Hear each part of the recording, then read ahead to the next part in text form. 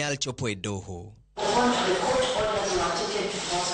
Kata kamano, okil mar achijego Richard Onsongo to ne okwedo ripodno kendo dwaro ni nyaka chwal achijego e doho, gino mane okotimore magikone oduogo fwenyore ni burano owit oko e yo makelo chich. So they were to be produced today, the 14th of September 2023. Come today morning, it turned out that all the 3 respondents had been taken to hospital and were admitted. But we also resisted so that it could be mentioned later in the at about midday. Olero ni bang' dok e doho, jamin bura no ywak ne obila kuom timo nonro ma othech kendo kwayo doho mondo owit burano oko, kwayo ma okil Richard Onsongo no yiego. So come midday, it turned out that the respondents were not in hospital, as at that time they were at the police station. But we said that's none of our business, as the respondent, surprisingly the applicant, the prosecution, made an application to withdraw the miscellaneous application and have the file closed. Bura makama biro bang' jopiny fwenyo oula mar mafuta e kardak mar Lolwe e otieno mar wuok tich tarik 4 dweni, gino mane omiyo obila ochopo kanyo kendo chako apedha. Apedha mane omiyo ochwal ji 3 e doho kama oting'o Dickson Nyakundi Mokaya, Vitalis Onyango Anjau kod Henry Omandi, kalure ni nitudogi kod kunyo hotogoro kowuok e oda chich manyinge Henry Omandi, ma chich ni ne itiyogo e logo mauta e odundu mar mauta mar jo Kenya Pipeline.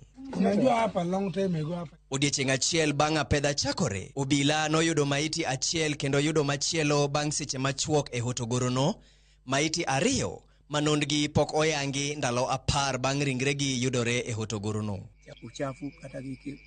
Penjo makoro duokogi pok oyangore en ni, ang'o momiyo jamin bura no riambo e doho ni achijego tuo, to ndalo 10 bang' yudo ringre mar ji 2 e hotogoro no, en ang'o momiyo pok oyang nonro margi? Penjo machielo en ni, ere kaka apedha mar kuo logo mo lita 10,000 e odundu mar Kenya Pipeline inyalo tim maonge achich moro amora mowuok e kambino? Ma ok en kuo mokwongo mar logo mo e odundu mar Kenya Pipeline e pachoka. Kata kamano, jopiny medo penjore gima omiyo kuo makama ok nyal rumo.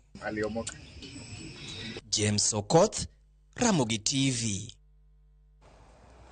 Kawadhi mbele ni do mamalo ogolo chika mar chungo mwandu manengo giromo shillings milion 643 magin maga jatich moro e kaunti ma Nairobi tok kanorem lero kama ogole mwandu ne.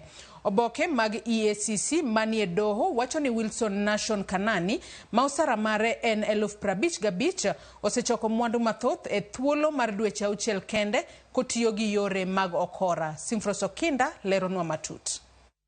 Duol makedo gi mibadhi EACC nodhi e doho tok tieko nonro mano kawe higni 6 kama nofweny omenda matara madonjo kendo wuok e agulu mar omenda mar bengi mar Wilson Kanani mapoko yangi kama nowuokie. E obok mantiere nyim doho, EACC wacho ni Nation Kanani matiyo ne kaunti ma Nairobi michulo sara mar 88,000 kod osara bang' osuru mar 55,000 oseloso mwandu matara e thuolo machuok ma ok onyal lero kama oyude mwandugo.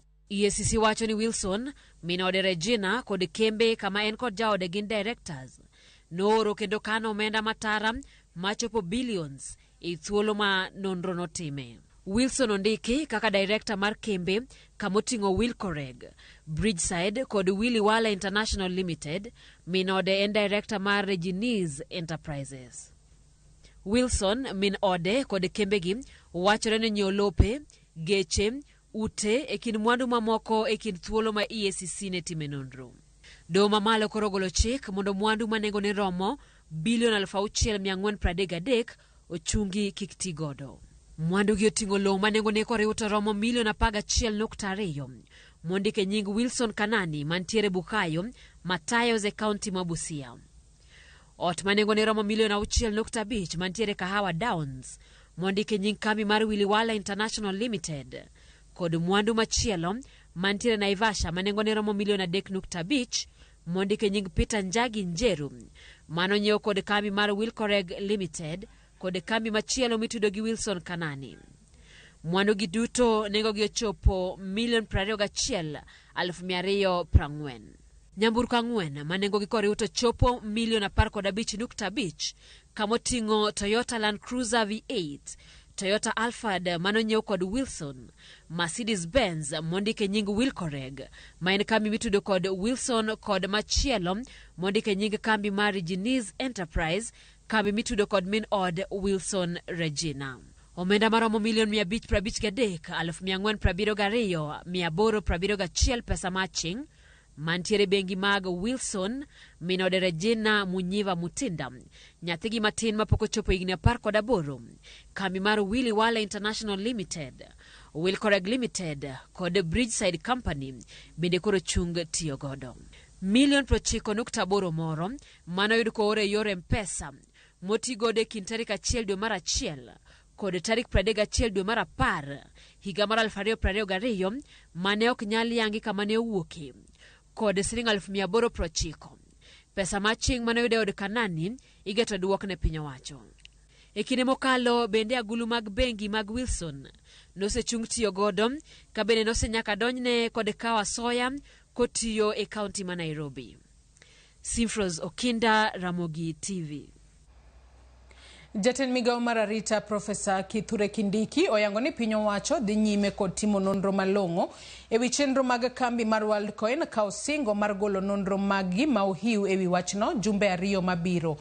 Ka oloso e nyim komiti moyiedhi mar od bura manono kaka kambi mar Worldcoin ne ochopo e pacho kae kendo kao nonro mag jopiny, Kindiki olero ni gisedayo dho ji 26 ewi wachno kaachiel gi mako masinde mag Worldcoin. Komiti no dhi pedho ripot mare ewi kambi mar Worldcoin tarik 28 dwe mar 9 higani. Chris Owino nigi mathoth. Ka oloso e nyim komiti moyiedhi mar od bura manono kaka kambi mar Worldcoin ne ochopo pacho kae kendo kao nonro mag jopiny, Kindiki otielo ni piny owacho dhi nyime kod timo nonro mong'ith ewi wach makamano ka osingo mar pedho duoko mohiu ne od bura tarik 23 dweni. What can you do in terms of your undertaking to this committee? Because it's a serious position this committee is taking, that we must get this bad data back. 24th is a Sunday. What is the Friday preceding? Backward is 23rd. I will supply the committee with where we will be by 23rd close of business. Kalore kod Kindiki, ji maromo 26 osedadhogi ewi kambi mar Worldcoin kaachiel gi mako masinde 48 mane itiyo godo kod apisas mag Worldcoin e kao nonro mag jopiny e pacho kae ataro kod chik. We have recorded approximately 26 statements from witnesses and persons of interest. 2, 48 electronic gadgets and Worldcoin operations, assorted merchandise or equipments have been recovered or taken to our possession. Masinde makamago osechwal ne bad migawo mochung' ne weche mag tudruok e pacho kae mar ng'eyo kwan mag oganda mane okaw nonro maggi, ng'eyo kido mag nonro mane gikawo, kaachiel gi yango midhiero moro amora mag ngima ma inyalo kelo gi nonro makamano. The purpose of this analysis is to establish a number of things, including the exact number of the people of Kenya whose iris was scanned. Number 2, the exact nature of personal data that was captured, the capability of the equipment that was being used, the possible health implications of that process on the health of the people of Kenya who are involved. Jokanyo mag komiti no ohum nono ewi gimomiyo piny owacho ne orema kwa apisas mag kambi mar Worldcoin kendo penjo ka diponi moko kuom jodito e sirikal nigi tudruok kod kambi mar Worldcoin. How did they invest 10 million from where? In cryptocurrency? Mr. CS, sir, I am of the firm opinion that there are some very powerful people behind this thing. And this has been orchestrated since the year 2020. E duoko mare, Kindiki oyango ni piny owacho ne ochungo chenro mag mako apisas mag WorldCoin bang' chopo e winjruok kod piny Amerka mar weyo gi thuolo nyaka tiek timo nonro e wi chenro mag e pacho kae. Kata kamano, ne olero ni piny Amerka ne osingo mar duoko apisas mag WorldCoin pacho kae, poni nitiere dwaro mar duoko gi pacho kae mar duoko penjo kata chiwo ler mathoth e wi chenro magi. And I can share with you that we allowed the WorldCoin officials to enter and leave Kenya after an undertaking by the American government that they will produce them when we need them. Ne osingo ni piny Kenya dhi timo duto manyalore mar duoko nonro mag oganda jo Kenya mane okaw kod kambi mar WorldCoin. Chris Owino, Ramogi TV, Nairobi. Nyakora Mugejwang' gi lipot mar Chris Owino no emochopo gode giko weche manyien okinyi makawuono. Kata kamano chenro magwa podi ielach wadone wakaw yuyo maduno gisani tok yuyo marwa nyawadwa Sharon Ong'ao biro kod nonro mar gazet kikidhi mabor.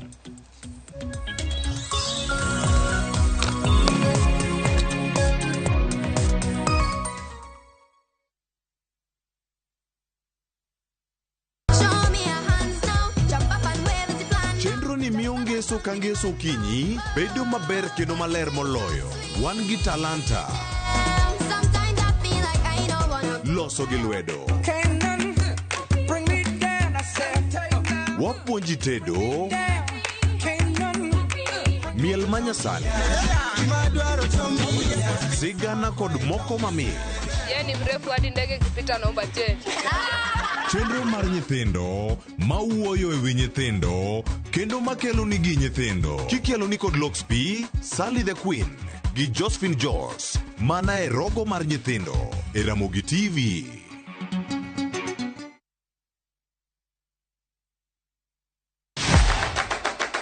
Chenro mami thuolo mokwongo mar neno kendo winjo gik motimore e paw tuke. Anyisi ni mpira yeteka eri mokalo e paw tuke. Kochakore gi weche mamulo chuny nyaka mago mamulo pach ji. Wan go duto. 7.65, can you believe it? Mbaka makende gi jotugo kod joma ong'ere weche tuke. Jong'e man jo Kenya jong'wech. Batino ka jomoko nobiro kod tuke moko ma ok en popular ahinya to ne gibiro gi perform maber kwakaw kaka yiego. Nonro matut kod weche manyien mag tuke mowuok e piny mangima. Football is not only physical, mentally teacher benity. It calls for more character than just being a legend. Pau tuke, kama tuke osiko, ngeso ka ngeso, saboro odiochieng'.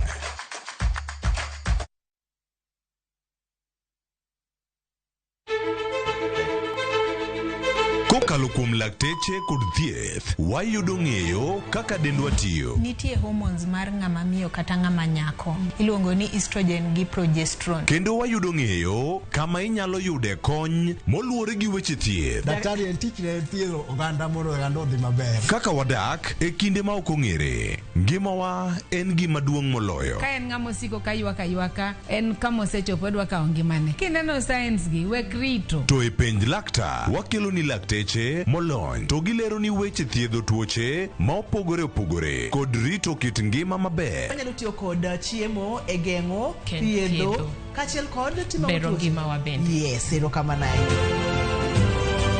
Penj laktar kokalo Ramogi TV kama wacho ni ngima en mwandu. Wuok tich nyaka tich abich chakre saa 12 odhiambo nyaka saa 1 mar otieno. En chenro ma kik bai kata matin.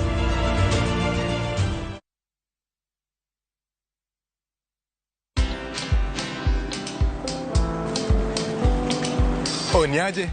Ni kama unashangaa kwa nini naangalia simu with so much focus, eh? Usishangae sana. Nimekuwa ndani ya story kabisa. Ni kama ile alia juzi. Ni kama nilikuwa hapo iki happen. And when this new market was being opened, ni kama nilikuwa hapo tu. Hata vile local tourists for a special rate at the coast, I was there. And when this new road was being commissioned, I was right there. Na hata wewe, unaweza kuwa ndani ya story wherever you are. Just download Citizen Digital. Stay informed on all the news and events as they happen across the country, the continent, and the world at large. Download Citizen Digital, Kenya's #1 news app.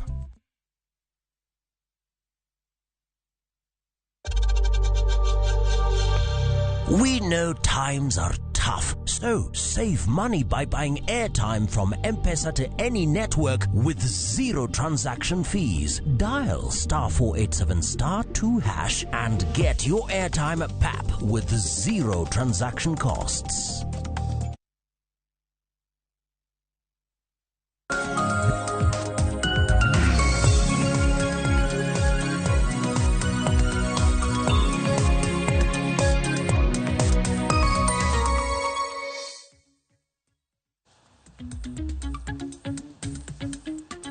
Nyakor mgajuang dakikin pradeko dabirio tok tapagario marukinyi podo dhi nyime gi chenro mar rupiny machiegni e nonro mar gazet.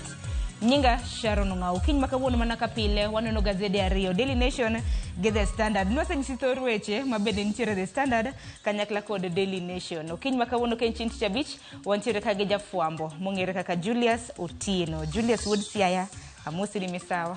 Oya ora nya